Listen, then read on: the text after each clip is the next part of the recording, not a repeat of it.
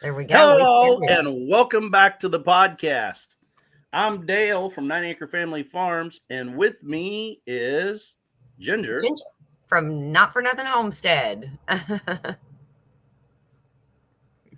So, this is a simulcast podcast that's run on both of our channels. So, if you're listening to us on 9 Acre Talk, you can also go check out Not For Nothing Homestead and their podcast, and vice versa. Yes, vice versa.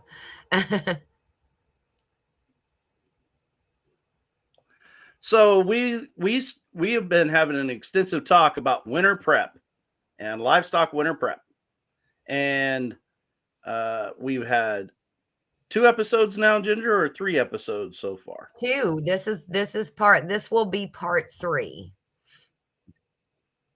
Part 3. Yes, so and we talked about the big freeze that was coming. Sorry, there must be a delay. I think there's a delay here, but yes. Let's go ahead and talk to us about our cliffhanger, Ginger. Okay, so last episode, part 2, we left off. We had a big freeze that was coming down. I'm in North Georgia. Dale is in you're in Kansas. Southeast Kansas. So it hit Dale first, and then it hit me. It was only supposed to be 3 nights, and it turned into 4 for me. And wow, Dale, you are crystal clear. I mean, crystal clear now, and no delay at all. So that's awesome. I don't know what you did, but keep that good work up. Anyways, we had night 1. Yeah, I don't know. We had night 1, and we made it through night 1. And then night 2, it was going to be dipping down a little bit more. So how did you go? Or how did you do? We did real well. I mean, we got down into like the teens by the second night to the third night. Yeah. We were in the teens by then. A little time has passed since then, so I'm trying to remember. We did really well. We didn't have too many issues. Like we said before, our water issue, we didn't have nothing to worry about, which in that temp, I wasn't too worried about water. And like we talked about before, we made sure and put down bedding for our pigs. So that they could, and of course they ate more of it than they utilized. But we, I think we talked about the price difference between that bedding and how we need to use that straw. And when it comes to bedding on the homestead, we want to make sure that our animals are warm, right? But at the same time, everything ultimately leads to how bad is it going to be on our pocketbook, right? On the bank account. What is that going to cost us to have bedding supply? And the price difference between that, depending on your area, you almost need to look and see what is more readily available. Like in my area, straw is extremely readily available. Where in other areas that might not be the case. No, and I looked into the price difference because we had talked about that last time, and I looked into the price difference. Yeah, it is $1 a bale cheaper to buy straw than it is hay, and the straw holds up so much better. As we both talked, we both said that the straw holds up much better, and they still eat that too. Yeah, when you're talking about bedding and so a person has to keep in mind what's the moisture difference in between hay and straw. So straw is put up at at, we're talking under 10% moisture content, where hay is put up right around that 15 to 20% moisture. And so, Mm-hmm. for one, we've got a drier matter that can soak up all of the off product, So wait a you minute. know, Wait, the, stop. the, Stop. Say that one more time. Tell me the percentages again, because I didn't know that. You're learning me something today, Dale. You're learning me something. straw is almost relatively completely dry. So it is 10% or under moisture content, where Okay. hay is put up anywhere from 15 to 20% moisture content. Okay. Wow, I didn't So know that. you also have to look at it as two different ways. Hay is intended as a food source, where straw is Hmm. intended as a bedding. Okay. Okay. Well, go ahead now about the soaking up part. You can revisit So, that now. so straw by nature is going to do a better job of soaking up the um, the The pee and waste, poo. the Go ahead and urines, say the it. yeah, exactly. Yeah, Yeah. yeah. I was trying to be nice about that and couth, but yeah, it does a better job of soaking up the urine and the runny stool. Let's put it that way. Yes. Yes. Um, you know, I put hay is a feed, so if you start comparing that to say feed cost, you know, Mhm. it costs you way more to buy, you know, feed. Say it costs you way more to buy, let's put it in terms of chickens, scratch or Okay.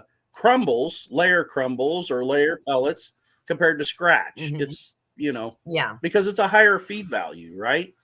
So hay is a Yes. higher feed value that makes it more expensive than straw does, you Mhm. know. Okay. That makes sense. So I see now why. You do have to be careful, I will say, um, when you're going and getting straw and hay. Now we always want to try to, support our local feed stores and things like that. When you go to these big box stores, we went not too long ago, and a bale of straw was actually $2 cheaper at the big box store. And I was thinking, well, it's probably just because they can buy it in larger quantities, they can sell it cheaper. That's not always the case, guys, because even my son, who his biggest job is just to haul it from one place to the from point A to point B for mom. Uh, Yeah, and he knows very little about hay and straw and all of that. He doesn't know, he'll ask me, Mom, is this hay or straw? Or is there a difference? Do you want me to grab one or the other? He said when we brought that home and he started unloading it, and Joey said it too when he helped the guys load it in at the big box store. But Joseph said, Mom, this isn't as good. It's like chopped smaller and it's like going everywhere. It's not as good of a, it doesn't hold together as good. It's not packed as well. Now, he said that because he's having to carry it and it's like yeah, crumbling behind him. Joey said it because when he loaded it, it was everywhere. And the ones that we get from the feed store seem to be longer. They seem to be compacted better. So watch out for that too, because cheaper is not always better, guys. Really isn't. yeah. And so you'll find out that's actually due to the harvesting process of it. Um, Today's modern combine does not promote a good quality straw. Mm, Today's combines are more about on the efficiency of harvesting the grain and grain quality. hmm. Straw is a Yeah. byproduct of harvesting wheat or harvesting Hmm. oats. So the way that our new machines are built, doesn't promote a good quality straw. And I can get Mm. all geeked out and mechanical on why that is, but Uh-huh. that's also why you tend to see better straw quality come from those small town feed stores, because they're they're getting their supply from someone who's probably using some older equipment, Mm-hmm. probably um, just a little Not bit that in the old timey multi-million ways, dollar. because Yeah. large ag, yeah, Not that multi-million dollar and John they're Deere equipment. Nothing against it.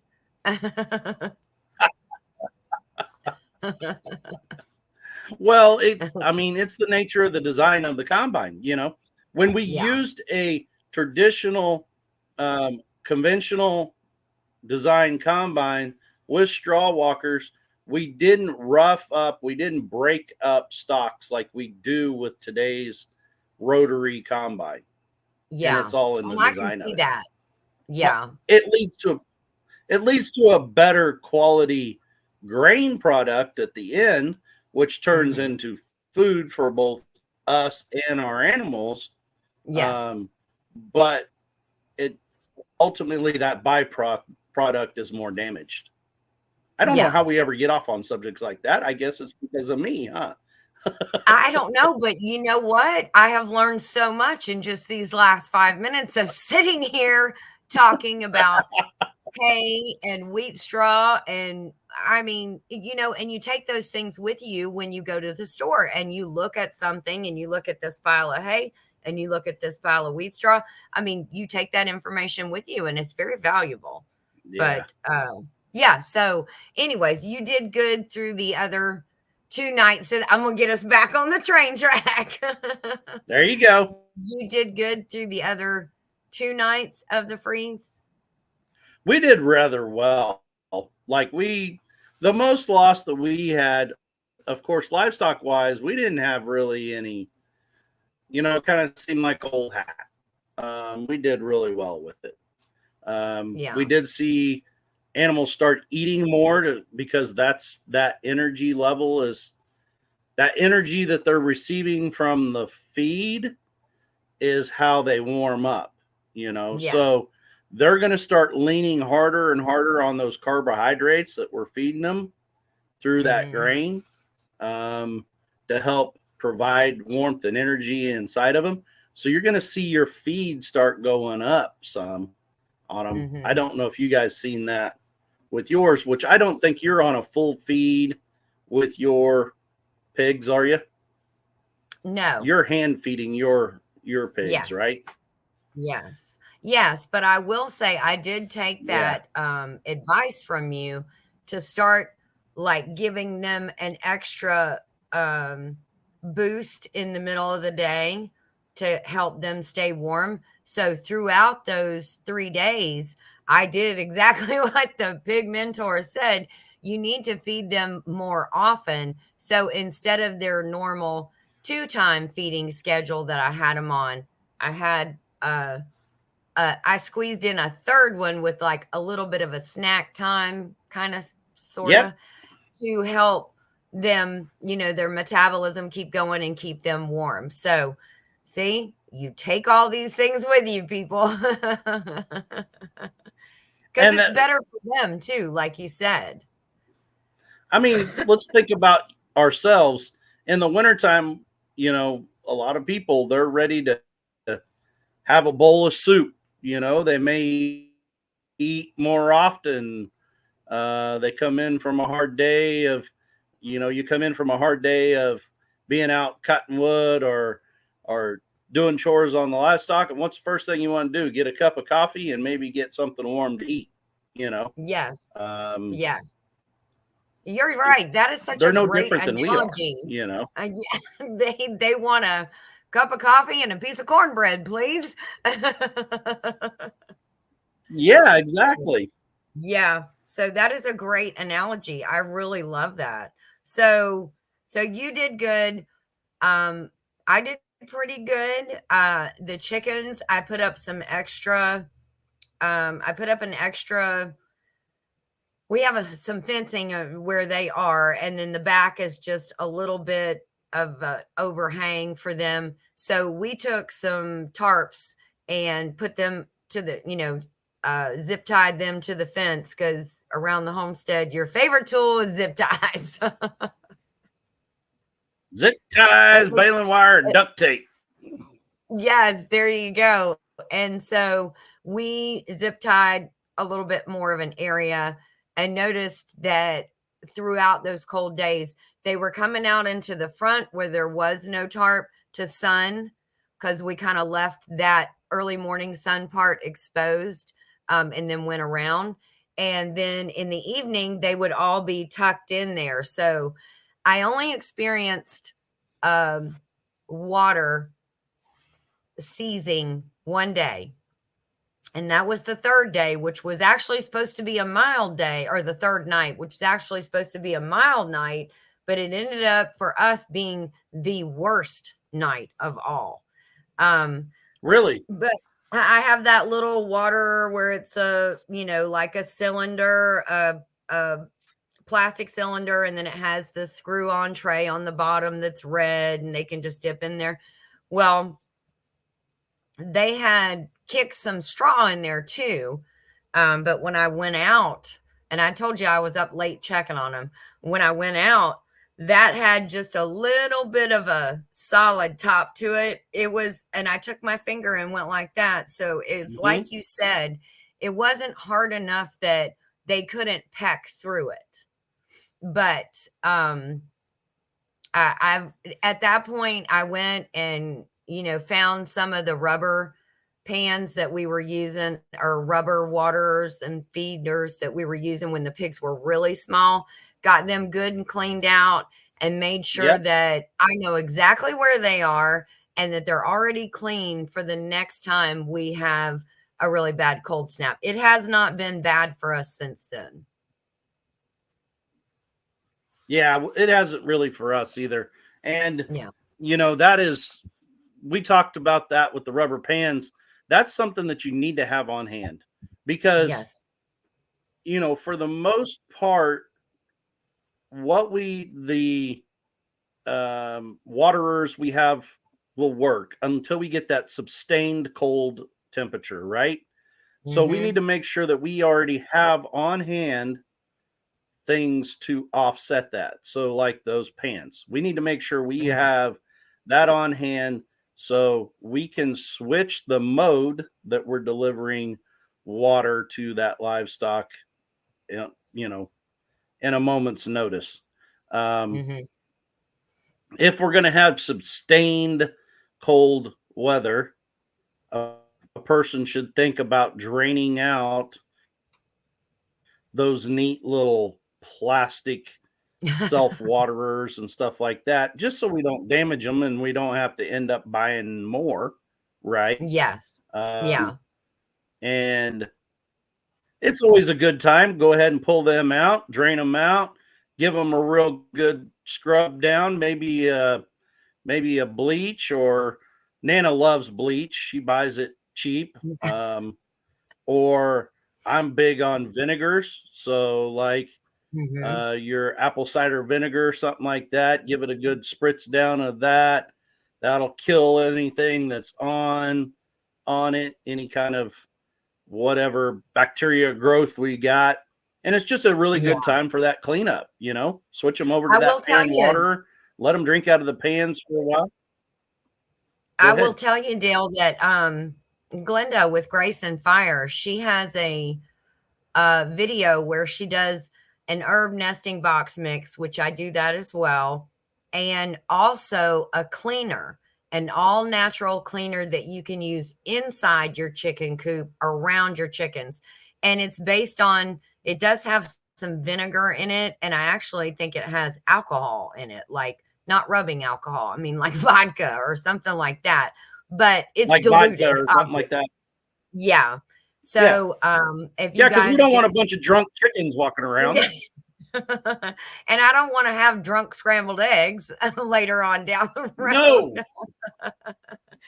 So, anyways, so yeah, if you get a chance to go check that out, that helps too because that's actually all natural. It's made of all natural stuff, and I haven't tried that yet. But I was very excited when I saw it. My first thing was to jump on the herb nesting box mix, and man, I'm all over that now. But Yeah, yeah, so that's a good one that's too. pretty awesome. I I may know a really nice lady from like Georgia that shared some of that with us at a pine cone fest, and it's pretty awesome. The chickens I really did. like that kind of deal. Yes. Um, They do, and gives and them something to do it's while just they're in there. something. Yeah, we love. Yeah. So we're big on. Nana works where she gets a lot of waste from like vegetables and stuff there. So she'll bring that home Mhm. to throw in the chicken pen. And chickens just, they want to work. They're the worker of the farmstead. They want to scratch and peck and work. Yes. So it gives them something to do. Yeah, and they want to change the terrain of wherever they are. I could not That's right. believe how much they dig. They can really dig too. It may take them a little while, but they can dig. So a lot of us talk about that the pigs, that we can really change our terrain, change, um, an area by putting pasturing pigs on that area, and Mhm. we talk about that we can clean up those brambles, we can clean up those weeds and stuff like that out of that environment. And yes, for the most part, a pig is a big old working tool. Like if we Mhm. put fencing around it, they'll eat up everything in that area. They'll root, they'll tear ground up, and they will work it up naturally to that area. And in fact, that's how we know for a fact when we need to move them on pasture is that they just start demolishing area, like they start looking like a rototiller tiller on steroids. That's when we know it's time to move those if we're wanting to utilize pasture, right? Right. So chickens, we can use chickens in the same fashion on a smaller scale. So either we're going to have a whole lot of chickens, or we'll make their area smaller that we're going to put them in, and they will work up, utilize the other nice thing about chickens is, guess what, that seed bank that's all laying there on the ground of all that weed seed and everything. Hey, that's what they're Mhm. digging and looking for. They're going to peck and eat all of that seed out, out of there. So it helps utilize that as a feed source, plus gets it out of there. So when we go back to wanting grass to grow and not Yeah. weeds, that's what'll grow back is grass because they've ate up that seed bank, you know. And Yes. but it's the Yeah. same token. When we get to bare ground, we need to move. And actually, before we ever get to bare ground, we should be moving those those animals to the next area. Okay. So do we want to save that in-depth chat for our next podcast? Yeah, I think next time let's talk in depth about utilizing those animals on your homestead to not only develop um, your next garden area or your next pasture, plus utilizing that as a feed source by moving them around your homestead. Yeah. Yeah. Okay, that sounds good. So I guess we'll wrap this one up for today. Thank you, Dale. We both take time out of our busy days Thank you, and Ginger. come together and try to give people, uh, you know, hopefully some helpful information. I mean, I hope you guys are enjoying it because I've already learned a couple of things today. Dale is just a wealth of knowledge. Well, good. So, And I all think right. it's So, so fun to help others oh, yes. on the homestead. I think that is the joy of home. The joy of homesteading is not only what we do for ourselves on the homestead, but it's Mhm. sharing the knowledge that you learn with others. That's the Yes. joy of it. Mhm. Yeah, absolutely, and then that way they don't I mean, when you can hear it out of the words, the words out of somebody's mouth instead of reading it in a book, and you can actually ask a question. So, for instance, if you guys have any questions about anything that we've talked about today, leave it in the comments, whether you're on Not For Nothing Homestead channel or you're on 9 Acre Family Farms channel. Leave us a question if you have one that we can go more into depth, but it's so much easier than reading it in a book. Now, don't get me wrong, my book library, I've got like 4 chicken books in there. And I have 0 pig books because I have a pig mentor. This guy right here is my pig mentor. And I can ask him, and that is so valuable to have that experience at the other end of the phone when you need it. You can That's just right. ask, and you're panicking, or you don't want to panic. Don't panic. You'll find the answer out. Just find a mentor, like Dale said last time.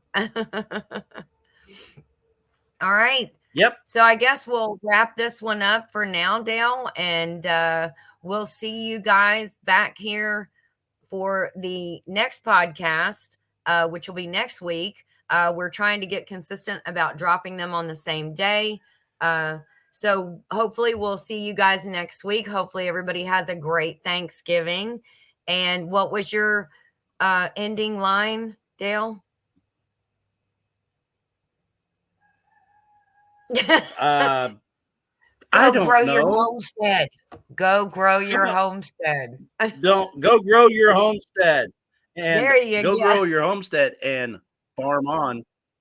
Yes, definitely. Definitely, definitely. All right, guys. We'll see you next time. God bless. God bless you.